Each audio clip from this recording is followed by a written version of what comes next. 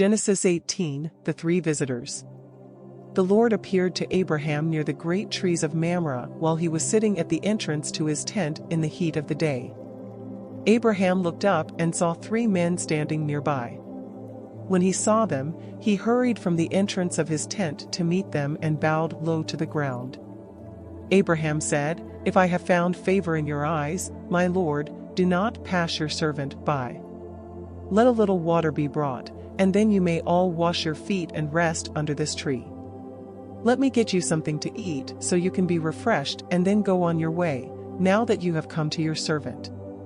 "Very well," they answered, "do as you say." So Abraham hurried into the tent to Sarah. "Quick," he said, "get 3 seahs of the finest flour and knead it and bake some bread." Then he ran to the herd and selected a choice, tender calf and gave it to a servant, who hurried to prepare it. He brought some curds and milk and the calf that had been prepared and set these before them. While they ate, he stood near them under a tree.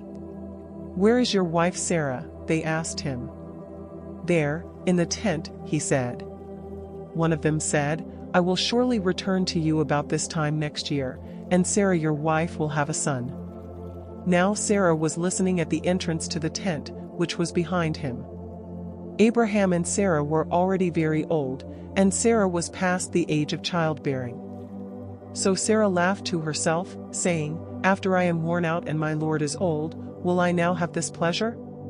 Then the Lord said to Abraham, "Why did Sarah laugh and say, 'Will I really have a child, now that I am old?'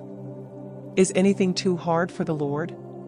I will return to you at the appointed time next year, and Sarah will have a son." Sarah was afraid, so she lied and said, "I did not laugh." But he said, "Yes, you did laugh." Abraham pleads for Sodom.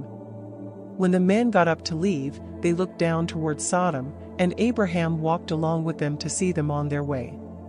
Then the Lord said, "Shall I hide from Abraham what I am about to do?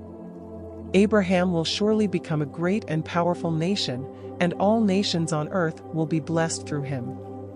For I have chosen him, so that he will direct his children and his household after him to keep the way of the Lord by doing what is right and just, so that the Lord will bring about for Abraham what he has promised him." The Lord said, "The outcry against Sodom and Gomorrah is so great and their sin so grievous that I will go down and see if what they have done is as bad as the outcry that has reached me.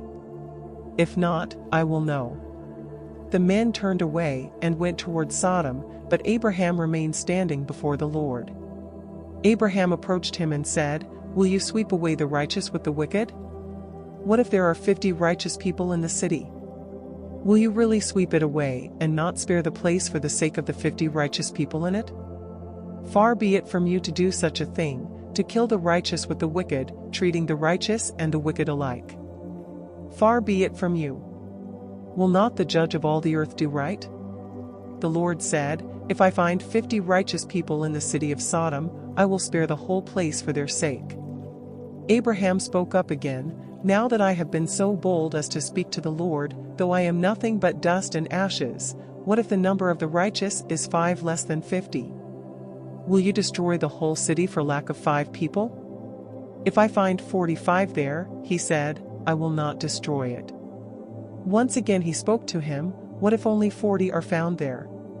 He said, "For the sake of 40, I will not do it." He said, "May the Lord not be angry, but let me speak. What if only 30 can be found there?" He answered, "I will not do it if I find 30 there." Abraham said, "Now that I have been so bold as to speak to the Lord, what if only 20 can be found there?" He said, "For the sake of 20, I will not destroy it." He said, "May the Lord not be angry, but let me speak just once more. What if only 10 can be found there?" He answered, "For the sake of 10, I will not destroy it." When the Lord had finished speaking with Abraham, he left, and Abraham returned home.